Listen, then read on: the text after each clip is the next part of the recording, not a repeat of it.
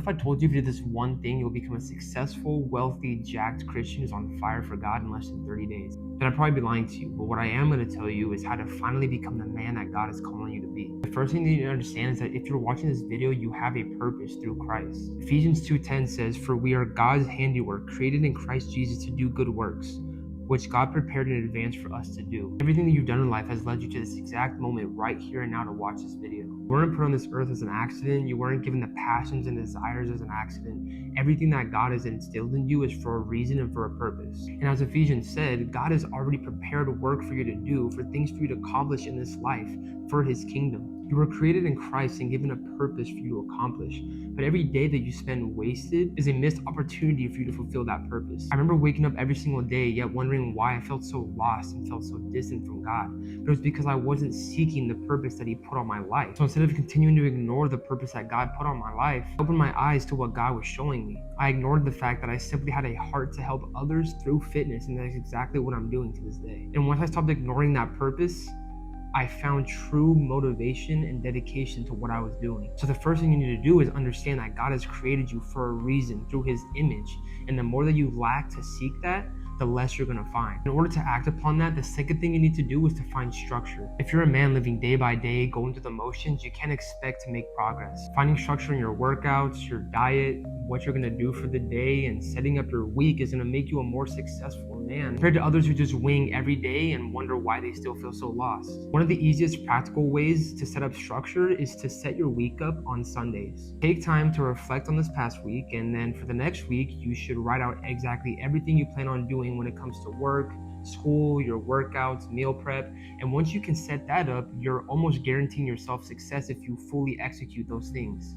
Having structure in your days will remove the majority of time that you spend scrolling or just feel like you're wasting time and replace it with actual productive activities. When structuring your workouts, you can show up to the gym knowing exactly what you're going to do and how you're going to do it, not just choosing the next machine that looks fun. Structuring your diet will give you the opportunity to not only eat healthier, but to find exactly what you should be eating, how much you should be eating to finally hit the goals that you desire. If you continue to go through the motions, you can't expect to make growth because your day is dictating you. When in reality, you should be not only giving it unto the Lord, but planning out your day so you can have structure and know exactly what you're gonna do. Lastly, one of the most important things is to put off your selfish desires. Every time you give into your desires, you're telling yourself that your comfort is more important than your purpose. Ephesians 4:22-24 says, "You were taught with regard to your former way of life to put off your old self, which is being corrupted by its deceitful desires, to be made new with the attitude of your minds, and to put on the new self, created to be like God in true righteousness and holiness." If you truly want to become the man that God's calling you to be, you cannot stay stuck in your old ways. Every day is going to be a battle, and the enemy is going to try harder and harder to pull you away from what God is calling you to. But the more that you press into Christ and re-identify yourself, the less that you'll be so easily enticed by that sin. To be truthful, the second that I started preaching the gospel on social media and sharing my story, I was being tempted like never before. The enemy was trying to remind me of my old self and my old ways. The deceitful desires of lust, pride, and anger were trying to creep back into who I was now through Christ. And I will admit that the times that I gave into those things, I didn't want to create content. I did not want to speak about God because I was so ashamed of the things that I was doing. But thankfully, we serve such a mighty God who is forgiving, loving, and whose grace and mercy is so fresh and new every day. So if you can put off your selfish desires and stop giving into your old ways and continue to root yourself in Christ, you can find that true identity and that purpose that God is calling you to. I've given these 3 exact steps and framework to the guys inside my program, and they've seen tremendous results. As we start to actually implement structure in their lives with accountability and break off old habits that were inhibiting them from stepping into who God was calling them to be, they see true success. And that's why I'm so passionate about what I'm doing and what I know God is calling me to do.